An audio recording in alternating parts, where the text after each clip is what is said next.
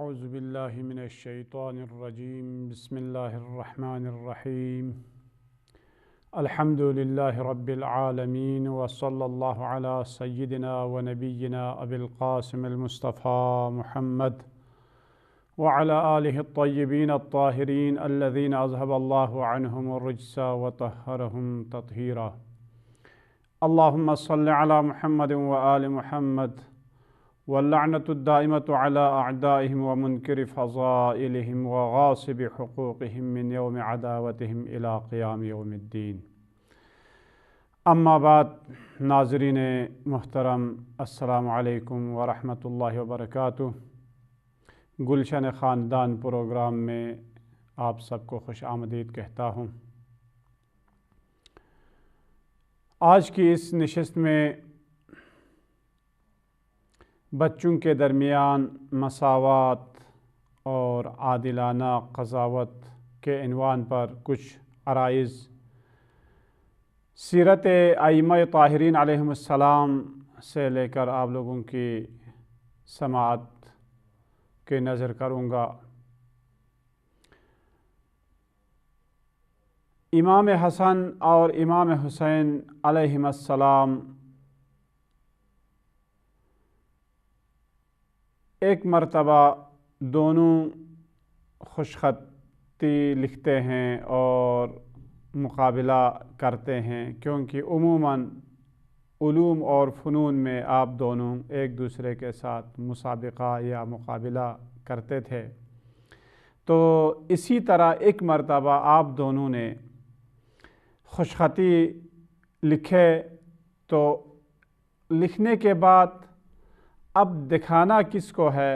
کہ مادر گرامی کے پاس لے کے گئے۔ ایک نے کہا میرا خط اچھا ہے، دوسرے نے فرمایا میرا خط اچھا ہے۔ اب اس کا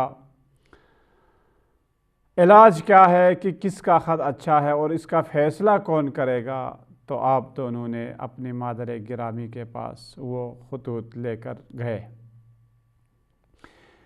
یہ روایت ایک طولانی روایت ہے، تقریباً 1 صفحے پر مشتمل ہے۔ اس میں فرماتے ہیں ان الحسن والحسین کانا یکتبان فقال الحسن للحسین خطی احسن من خطک وقال الحسین علیہ الصلاۃ والسلام لا بل خطی احسن من خطک فقال لفاطمة سلام اللہ علیہا احکمی بیننا فکرہت فاطمة ان تؤذی احدہما فقالت لہما سلا اباکما فسألاہ فکرہ ان یؤذی احدہما فقال سلا جدکما رسول اللہ صلی اللہ علیہ وآلہ وسلم الی آخر۔ حدیث شریف میں ہے کہ امام حسن اور امام حسین علیہ السلام نے دونوں نے خط لکھا۔ خط لکھنے کے بعد یعنی اکثر آپ دونوں علوم اور فنون میں ایک دوسرے کا اور معارف اسلامی میں ایک دوسرے کا مقابلہ کیا کرتے تھے۔ جب آپ دونوں نے خوش خطی کا مقابلہ کیا اور اپنے مادر گرامی کے پاس لے گئے، ایک نے کہا میرا خط اچھا ہے، دوسرے نے کہا میرا خط اچھا ہے، لیکن اب جب آپ دونوں فیصلے کے لیے اپنی مادر گرامی کے پاس پہنچ جاتے ہیں اور جب مادر گرامی کے سامنے رکھا اور فرمایا اماں جان ہم دونوں میں سے کس کا خط اچھا ہے، اس وقت جناب فاطمہ سلام اللہ علیہا نے فرمایا کہ یہ سوال جو ہے آپ دونوں اپنے نانا جان سے کریں، نانا جان کے پاس آپ لے جائیں کہ وہ فیصلہ کریں کہ آپ دونوں کے خطوط میں سے کن کا خط اچھا ہے، کیونکہ جناب فاطمہ سلام اللہ علیہا نہیں چاہتی تھی کہ ان دونوں میں سے کسی ایک کا دل دکھے۔ جب یہ خطوط لے کر حسن اور حسین اپنے جد گرامی کے پاس پہنچے اور ان کے سامنے پیش کیے، جد یا جدہ ہم دونوں میں سے کس کا خط اچھا ہے، آپ اس کا فیصلہ کریں۔ جناب رسالت مآب نے فرمایا نہیں، میں اس کا فیصلہ نہیں کروں گا، بلکہ آپ اس کا فیصلہ جو ہے اپنے والد گرامی کے پاس لے جائیں، وہ اس کا فیصلہ کریں۔ اسی طرح امیر المؤمنین بھی نہیں چاہتے تھے کہ ان دونوں میں سے کسی کا دل دکھے۔ فرمایا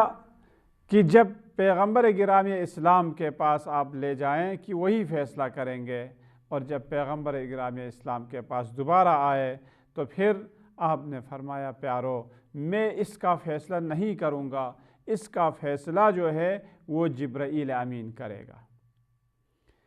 اور جب جبرائیل امین کے پاس یہ فیصلہ لے گیا اور جب وہاں پر پہنچے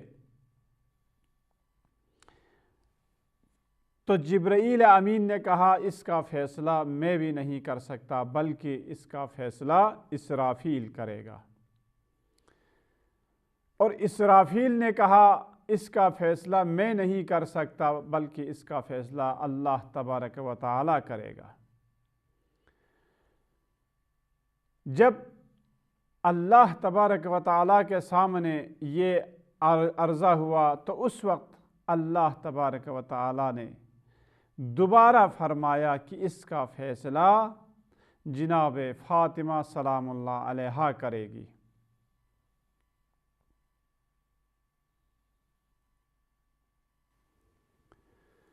تو جناب فاطمہ سلام اللہ علیہا نے عرض کیا اے پروردگار تو ہی فیصلہ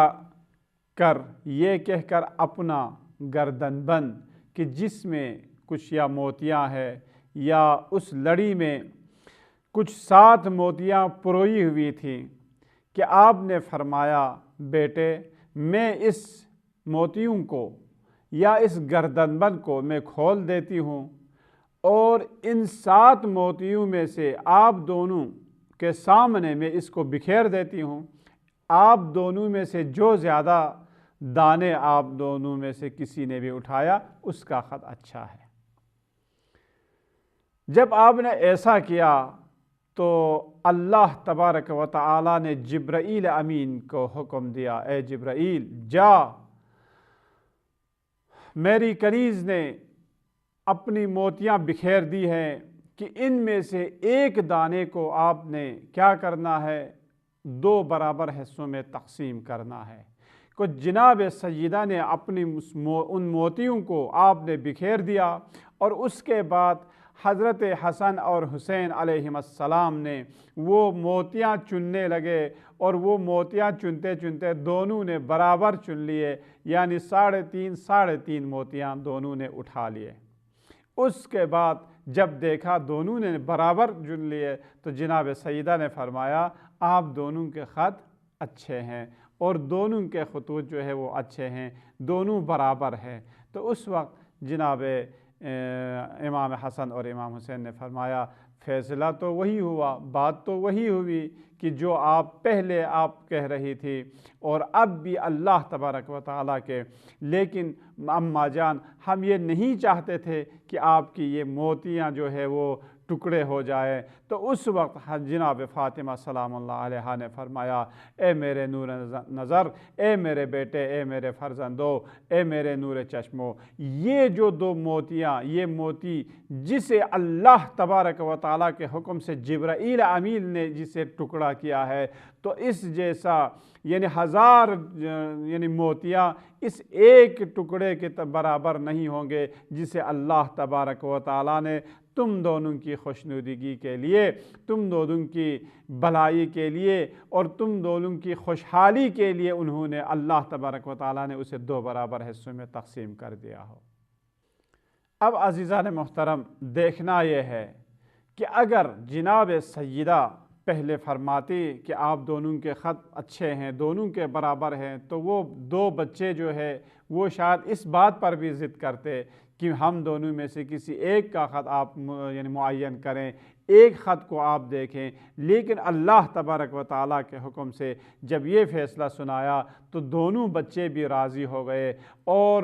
انہوں نے اللہ تبارک و تعالیٰ کے اس فیصلے کو جو ہے انہوں نے تسلیم کر دیا۔ لہٰذا جب بھی ابھی اپنے بچوں کے درمیان کوئی ایسا مقابلہ ہو جائے تو ایک دم سے کسی ایک طرف کو آپ ترجیح نہ دیں، یا ایک دم سے آپ کسی ایک طرف کو جو ہے آپ اس کو رد نہ کریں۔ کیوں؟ اس لیے کہ بچے کا دل جو ہے وہ دکھتا ہے، اور بچے کے دل میں جو ہے کوئی بات آ جاتی ہے کہ جو وہ یا اپنے لیے اداسی کا احساس کرنے لگتا ہے، یا ایک طرف جو ہے وہ ضد کا احساس کرنے لگتا ہے۔ لہٰذا جب بھی کوئی اپنے بچوں کے درمیان کوئی فیصلہ کرنا ہو تو بڑے آرام سے اور ان کو مطمئن کر کے آپ اپنے بات جو ہے پہنچا دیں، تاکہ بچوں کے ذہن میں کہ کوئی ایسی بات یا کوئی ایسی رنجش یا ان کے درمیان کوئی دکھ درد جو ہے وہ پیدا نہ ہو۔ چنانچہ بچوں کے درمیان مساوات اور عادلانہ قضاوت کے لیے کہ نعمان بن شبیر یعنی نعمان بن بشیر کہتا ہے کہ ایک دن میرے والد گھر پر آئے اور انہوں نے مجھے ایک تحفہ دیا، لیکن میرے دوسرے بھائیوں کو نہیں دیا، تمام بھائیوں میں سے صرف مجھے تحفہ دیا۔ تو جب یہ حالت میری ماں نے دیکھی، ان کا نام جو ہے وہ نام عمرہ بنت رواحہ ہے، کہ انہوں نے کہا کہ تمہارے اس غیر عادلانہ کام پر میں راضی نہیں ہوں، میں اس وقت تک راضی نہیں ہوں گا جب تک پیغمبر اسلام اس کی تائید نہ کرے۔ اور یہ بات پیغمبر اسلام کے سامنے پیش کی تو آپ نے فرمایا یعنی نعمان بن بشیر سے، کیا تم نے تمام بچوں کو دیا تحفہ؟ تو انہوں نے کہا نہیں، میں نے صرف ایک بچے کو دیا۔ تو اس وقت جناب رسالت مآب نے ناراضگی کا اظہار کیا اور فرمایا اگر دینا ہو تو سب کو برابر دیا کریں، ان میں سے صرف ایک کو نہ دیا کریں۔ تو اس طریقے سے پیغمبر گرامی اسلام ہمیں یہ بتانا چاہتے ہیں کہ اگر کوئی تحفہ دینا ہو گھر میں، اگر بچوں میں کوئی تحفہ دینا ہو تو ان کے لیے برابر تقسیم کریں۔ لیکن ایک جگہ ایسی ہے کہ جہاں پر کسی بچوں میں سے کسی کو ترجیح دے سکتے ہیں، وہ کہا ہے کہ پیغمبر اسلام کے فرمان کے مطابق اگر بیٹا اور بیٹی ہو تو ان میں سے بیٹی کو پہلے تحفہ دے دے۔ کیوں؟ اس لیے کہ بیٹی کا دل جو ہے وہ نرم ہوتا ہے اور وہ نازک مزاج ہوتی ہے، کہ اس لیے فرمایا کہ اگر بچوں میں اگر کوئی تقسیم کرنا ہو، کوئی تحفہ پیش کرنا ہو تو سب سے پہلے بیٹی کو دے دے۔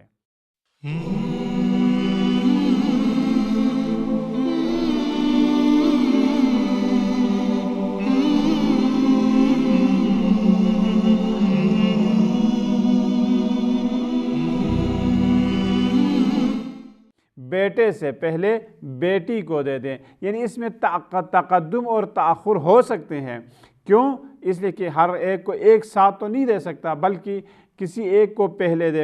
دینا ہوگا، پھر اس کے بعد دوسرے کو دینا ہوگا۔ لہٰذا فرمایا بیٹی کو پہلے دے دیں۔ کیوں؟ اس لیے کہ بیٹی جو ہے اس کے مزاج جو ہے وہ نازک ہوتی ہے اور اس کے مزاج جو ہے وہ نرم ہوتی ہے، لہٰذا بیٹی کا مقام اللہ تبارک و تعالیٰ کے نزدیک اور پیغمبر گرامی اسلام کے نزدیک بیٹے سے زیادہ مقام بیٹی جو ہے وہ زیادہ بلند ہے، لہٰذا فرمایا کہ بیٹی کو یہاں پر مقدم کر سکتے ہیں۔ اور اسی طرح ایک مرتبہ ایک شخص پیغمبر گرامی اسلام کے پاس آپ کی خدمت میں حاضر ہوئے اپنے بچوں کے ساتھ، تو ان میں سے انہوں نے کیا کیا، ایک بچے کو صرف انہوں نے پیار دیا یا اس کا بوسہ لیا، لیکن دوسرے بچوں کو انہوں نے کوئی پیار نہیں کیا۔ تو جب یہ حالت پیغمبر گرامی اسلام نے دیکھی تو اس وقت آپ نے فرمایا کہ یہ جو ہے کہ تم اپنے بچوں میں غیر عادلانہ رویہ اختیار کر رہا ہے، کہ یہ صحیح نہیں ہے، بلکہ ان کے ساتھ اس طرح تم مساوات اور برابری کے ساتھ پیش آؤ تاکہ بچوں کے ذہن میں اور ان کے یعنی ذہن اور فکر میں یہ بات نہ آ جائے کہ میرے والد ہم میں سے فلانی کو یا دوسرے بھائی کو زیادہ چاہتے ہیں اور والدین جو ہے دوسرے بھائی کو زیادہ چاہتے ہیں، مجھ سے زیادہ یعنی کم محبت رکھتے ہیں، تو اس قسم کے جو ہے وہ احساس پیدا نہ ہو یا سوء ظن اور سوء تفاہم پیدا نہ ہو۔ لہٰذا فرمایا کہ اگر بچوں میں کوئی آپ کسی کو پیار دینا ہے، کسی کو محبت دینی ہے یا کسی کو تحفہ دینا ہے تو ان میں برابر دیا کرو۔ کیوں؟ اس لیے کہ اس کا بہت بڑا اثر ہے اور بہت بہتر اثر ہے، اچھا اثر ہے کہ اگر ہم نے برابر اور عادلانہ مساوات اور تقسیم میں، تحفے تقسیم کرنے میں، پیار و محبت کرنے میں اگر ہم نے برابری اور مساوات کا ہم نے لحاظ کیا تو اس کا بہترین نتیجہ نکل آ سکتا ہے۔ اس لیے فرمایا کہ بچوں میں مساوات اور عادلانہ قضاوت کیا کرو۔ اور اس کے بعد فرمایا کہ اب بچوں میں آپ بچوں کو، کیونکہ تربیت اولاد کے لیے مختلف زمینیں فراہم کر سکتے ہیں، ان میں سے فرمایا کہ ان کو درس اخلاق یا یعنی خدا شناسی کا درس دے دیں، کہ اصول دین، فروع دین کا بچپنے میں ان کو درس دے دیں۔ ایسا نہ ہو کہ ہم نے ان کی طرف توجہ نہیں دی اور وہ بڑے ہو کر جامع میں وہ قدم رکھے اور وہ دین سے آشنائی نہیں رکھتا اور اصول دین اور فروع دین سے آشنائی نہیں رکھتا، عبادات سے آشنائی نہیں رکھتا، تو اگر کوئی ایسا بچہ یا کوئی ایسی اولاد اگر وہ بڑے ہو کر معاشرے میں قدم رکھے تو یہ ہمارے لیے باعث ذلت اور باعث ننگ و عار ہوگی۔ اسی لیے فرمایا کیونکہ روایت میں ہے کہ وہ بچہ جو ہے وَأَمَّا حَقُّ وَلَدِكَ فَأَن تَعَلَّمَ أَنَّهُ مِنْكَ، کیوں؟ اس لیے کہ وہ بچہ تمہارا ہے اور تمہاری اولاد ہے۔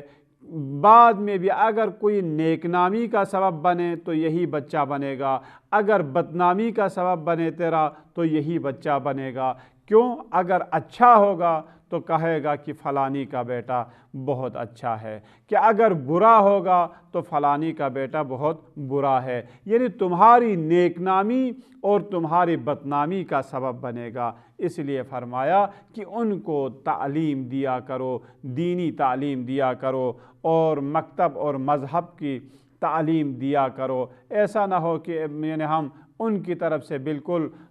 لاابالی کر کے اور ان کی طرف سے بالکل ہم ان کو توجہ نہیں،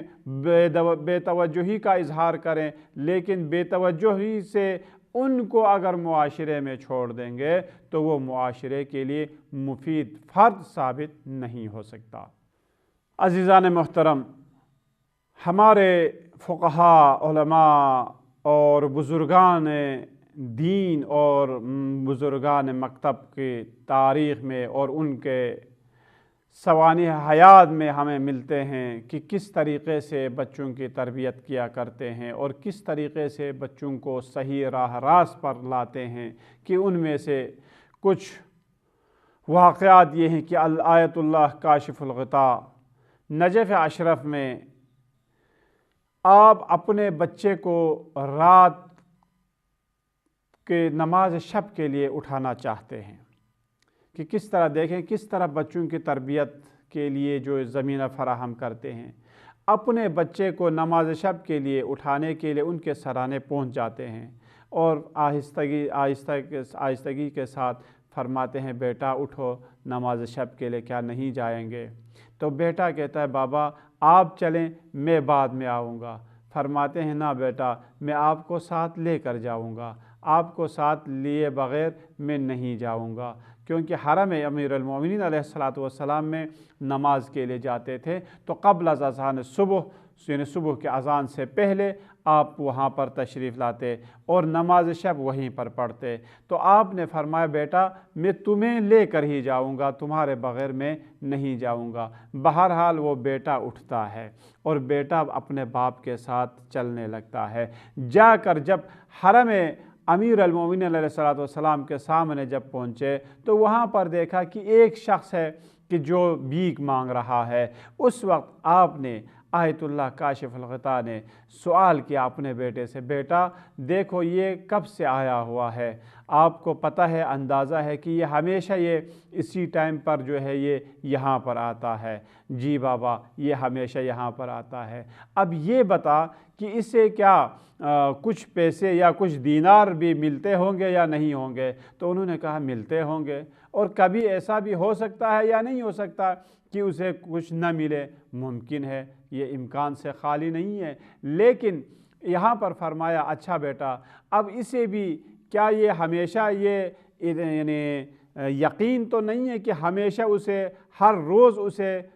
دینار ملے گا، کبھی یہ احساس بھی ہوگا کہ اسے کہ کبھی مجھے کچھ نہیں ملے گا؟ جی بابا ایسا ہی ہو سکتا ہے۔ اس وقت فرمایا دیکھو بیٹا اسے یعنی مکمل 100% یقین تو نہیں ہے کہ یہاں پر آ کر اسے کچھ ملے گا، لیکن کچھ احتمال ہے، احتمال قوی ہے کہ اسے کچھ پیسے ملیں گے یا نہیں ملیں گے، لیکن پھر بھی وہ اپنے وقت پر جو ہے یہاں پر آ کر اپنے یعنی اس جگہ پر وہ حاضر ہوتا ہے۔ لیکن ہمارے لیے اللہ تبارک و تعالیٰ نے اپنے نبی کے ذریعے، ائمہ طاہرین کے ذریعے نماز شب کا جو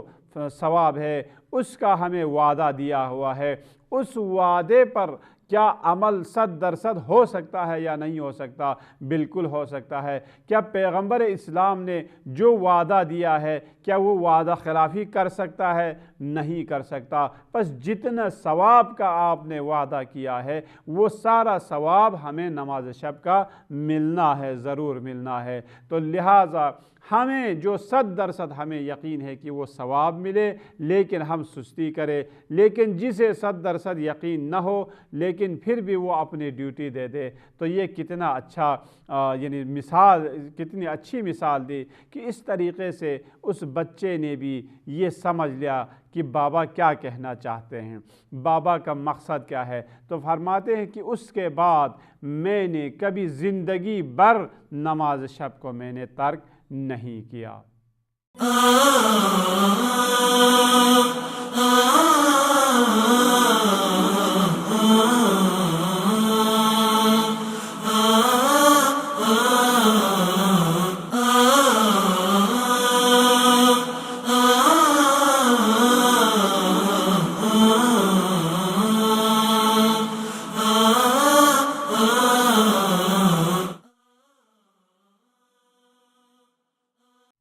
تو عزیزان محترم اپنی بچوں کو تربیت کرنے کے لیے ہمیں یہ نہیں کہ ایک دفعہ ہم ڈانٹیں یا ایک مرتبہ ہم اسے جو ہے ڈانٹ ڈپٹ کے آپ عبادت کی طرف لے آئیں، بلکہ فرماتے ہیں کہ اس یعنی بچوں کو یعنی مستحبات پر ان کو تاکید نہ کریں یا ان کو مجبور نہ کریں، ان کو سختی سے پیش نہ آئیں، بلکہ نرمی سے آپ ان کی یعنی تربیت کریں۔ چنانچہ امام خمینی رضوان اللہ تعالی علیہ ان کی بیٹی یہ روایت نقل کرتی ہیں کہ پا بپائے آفتاب والی کتاب ہے کہ جس میں یہ قصہ ہے کہ یعنی ان کے والد بزرگوار یعنی امام خمینی کبھی ان کو نماز کے لیے نہیں بلاتے تھے، بلکہ گھر میں آپ نے یہ نظام برپا کیا ہوا تھا کہ کوئی غیر اخلاقی کام نہیں ہوگا، کوئی گناہ نہیں ہوگا، کسی کی غیبت نہیں ہوگی، کسی پر تہمت نہیں ہوگی، لیکن اس کے علاوہ جو جتنا بھی یعنی شور شرابہ کرے یا جتنا بھی کھیل کود کرے کوئی منع نہیں کرتے تھے، صرف اس بات پر کہ اگر ہم نے کسی کی غیبت کی تو سختی سے ٹوک دیتے تھے، یا کوئی غیر اخلاقی کام کرتے تو سختی سے ٹوک دیتے تھے، لیکن باقی کھیل کود ہم جتنا بھی کرے، جتنے بھی ہم شور شرابہ کرے ہمیں نہیں ٹوکتے تھے۔ اب جب نماز کا وقت آتا تھا، نماز کا وقت جب ہوتا تھا، اس وقت بھی ہمیں یہ نہیں فرماتے تھے کہ آؤ اب وضو کرو نماز کا وقت ہو گیا، بلکہ آپ خود آدھا گھنٹہ پہلے نماز سے یا اذان سے آدھا گھنٹہ پہلے آپ مصلی بچھاتے اور مصلی کے اوپر آپ تشریف رکھتے تھے، جاتے تھے، تو ہمیں بھی شرم آتی تھی کہ بابا مصلی پر ہو اور ہم نماز نہ پڑھے، کھیل کود میں ہم مشغول رہے، لہٰذا ہم بھی مصلی بچھا کر ان کے ساتھ نماز میں شریک ہوتے تھے۔ تو فرماتی ہیں کہ ہمارے بابا کبھی ہمیں یعنی اس عبادت پر یا اس نماز کے لیے آپ نے کبھی مجبور نہیں کیا۔ ہاں، بعض دفعہ انسان کو مجبور بھی کرنا پڑتا ہے، کب کہ اگر اس کی نماز جو ہے وہ قضا ہو رہی ہو یا نماز جو ہے کی طرف وہ توجہ نہیں دے رہے ہو، وہاں پر انسان کو کبھی تنبیہ کے لیے کبھی تنبیہ کرنا پڑتا ہے، کبھی تشویق کرنا پڑتا ہے۔ لہٰذا ان چیزوں کی طرف تشویق اور یعنی تحدید دونوں ممکن ہے، لیکن تشویق میں زیادہ فائدہ ہے۔ چنانچہ سید احمد خمینی مرحوم رضوان اللہ تعالی علیہ بھی ایک واقعہ نقل کرتے ہیں۔ میری بیگم اپنی بچی کو نماز شب کے لیے وہ اٹھایا کرتی تھی، تاکید کے ساتھ، یعنی اس کو جبراً اٹھایا کرتی تھی۔ جب یہ بات میرے والد بزرگوار تک پہنچی تو آپ نے یہ پیغام بھیجا اپنی بہو کو کہ یعنی دین مقدس اسلام کی مٹھاس کو بچوں کے لیے تلخ مت بناؤ، اس شیرینی کو تلخی میں تبدیل نہ کر۔ کیوں؟ اس لیے کہ اگر آپ بچے کو دین کی طرف اگر آپ بلائیں یا عبادات کی طرف اگر آپ بلائیں تو ان کو مجبور نہ کریں۔ مجبوری کا پھر نتیجہ یہ نکلتا ہے کہ بچہ جو ہے وہ ضدی ہو جاتا ہے۔ لہٰذا آپ نے جب یہ فرمایا کہ اپنی بچی کو جو ہے وہ تاکید اور جبری نہ کریں کہ نماز شب کے لیے وہ اٹھیں، ٹھیک ہے، اگر وہ اپنی مرضی سے اگر اٹھتی ہے تو ٹھیک ہے، ورنہ اس کو مجبور نہ کریں۔ جب یہ پیغام پہنچے اور میری بیٹی نے بھی جب یہ پیغام سنے تو اس کے بعد بیٹی نے خود کہا کہ مجھے ہمیشہ آپ نماز کے لیے مجھے اٹھایا کریں۔ دیکھیں کہ کس قدر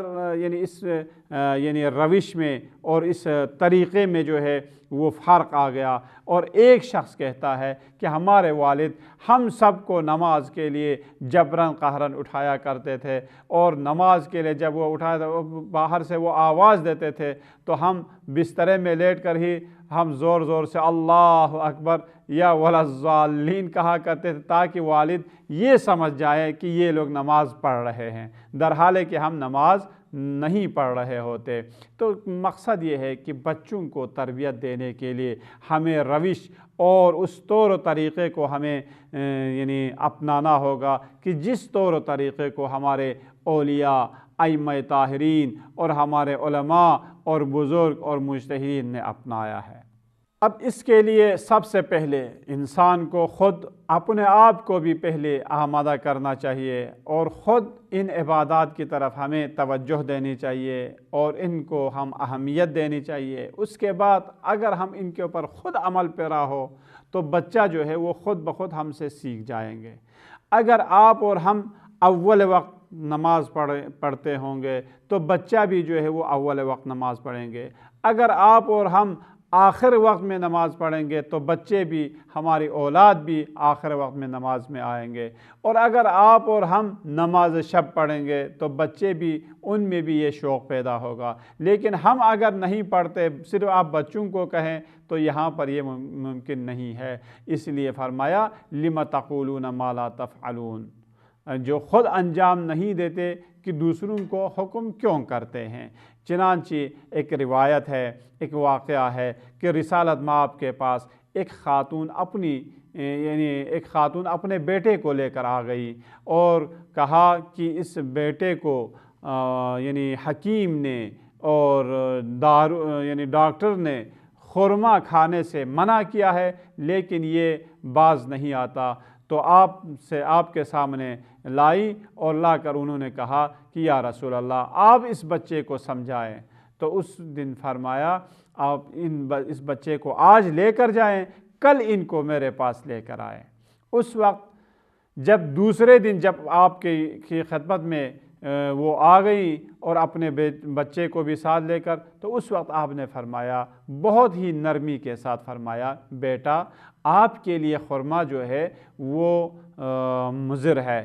ابھی آپ خورما نہ کھائیں تاکہ بعد میں آپ زیادہ خورما کھا سکیں، بعد میں آپ یعنی اپنی صحت جو ہے وہ پا سکیں، اور بعد میں آپ زیادہ کھیل سکیں، زیادہ کھیل کود کر سکیں، زیادہ کھا سکیں۔ لہٰذا ابھی اگر آپ خورما جو ہے وہ کھانا ترک کریں تو یہ چیزیں ممکن ہیں، لیکن اگر آپ نے ابھی خورما کھانا ترک نہیں کیا،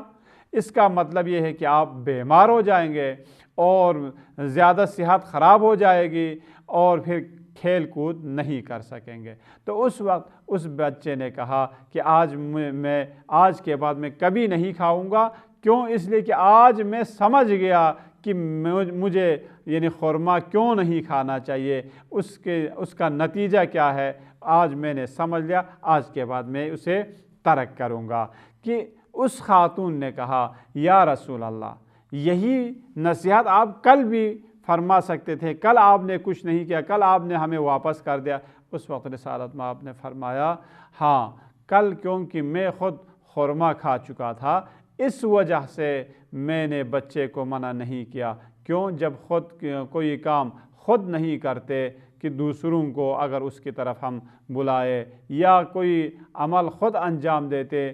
اور کسی کو اس سے روک دے، یہ زیادہ مفید نہیں ہے اور یہ اخلاقی طور پر صحیح نہیں ہے۔ لہٰذا میں نے کل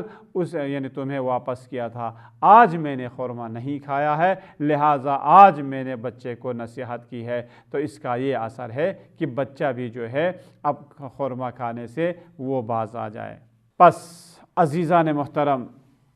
ان مباحث کا نتیجہ یہ نکلتا ہے کہ اگر ہم اپنی اولادوں کی تربیت کرنا چاہیں تو ان تمام یعنی مطالب جو ائمہ طاہرین علیہم السلام سے نقل ہوئی ہے، ان کو اپنے لیے سرنامہ کلام بنانا چاہیے اور ان طریقوں کو اپنانا چاہیے، ان کی سیرت طیبہ پر چلنا ہوگا۔ اگر ہم ائمہ طاہرین کے فرمان کے مطابق ان کے سیرت طیبہ پر چلیں گے تو انشاءاللہ ہماری اولادیں بھی یعنی اولاد صالح بنیں گے اور معاشرے کے لیے مفید اولاد بنیں گی۔ اللہ تبارک و تعالیٰ کی بارگاہ میں ہم یہی